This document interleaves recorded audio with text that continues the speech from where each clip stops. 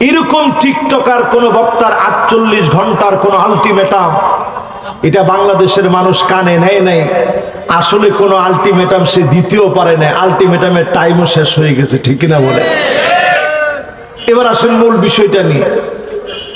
রাসূল করিম সাল্লাল্লাহু আলাইহি সাল্লাম, আল্লাহ রাব্বুল আলামিন রাসূলকে নবুয়তি দিয়েছেন 40 বছর বয়স। নবুয়তির পূর্বের সময়টা হাকিকাতান বাস্তবিক পক্ষে ওই সময় তিনি নবী ছিলেন। নবীজি নবী ছিলেন কোন সময় থেকে? কুনতু নাবিয়ান ওয়া আদামু মুনজাদিলুন বাইনাল মাই ওয়াত তিন। অন্য হাদিসের ভিতরে আসছে বাইনার রূহি ওয়াল জাসাদ।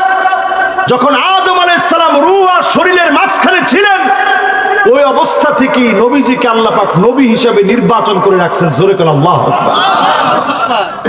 এই জন্য তো নবী দুনিয়ায় আসার পরে খালি চিন্তা করছে মানুষের এই হিংসা বিদ্বেষ মারামারি কি করে দূর করা যায়, হাজরে আসওয়াদের এই পাথর কিভাবে ঝগড়া বিভেদ মুক্ত কিভাবে স্থাপন করা যায়, যুগ যুগ ধরে চলমান সংঘাত কিভাবে নিবায়ে দেওয়া যায়।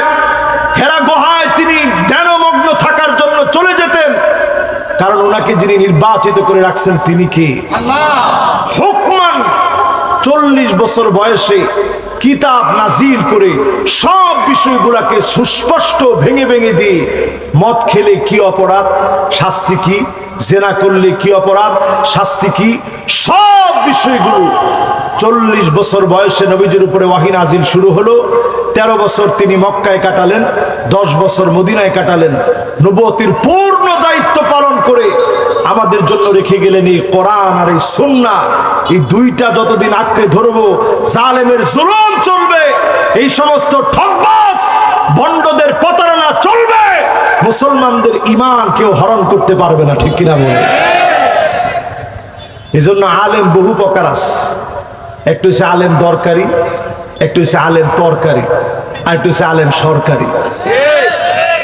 কথা কথা কোন রকম আলেম হবেন? তরকারি তরকারি দরকারি আলেম হওয়া লাগবে। তরকারি আলেম মানে মুযাবযাবিনা বাইনা যালিক লা ইলাহা ইল্লা ওয়া লা ইলাহা ইল্লা, এদিকেও আসি ওইদিকেও আসি, এরকম গোলালো মার্কা আলেম হওয়া যাবে না। আবার হককে হক জেনে চুপ থাকার মতো দুঃসাহস করা যাবে না। প্রয়োজনে বাতিলের সামনে নিজের জীবন বিলিয়ে দিয়ে আল্লাহর কালেমাকে উচ্চারণ করে তাওহীদের জন্য শহীদ হতে হবে, ঠিক কিনা বলে?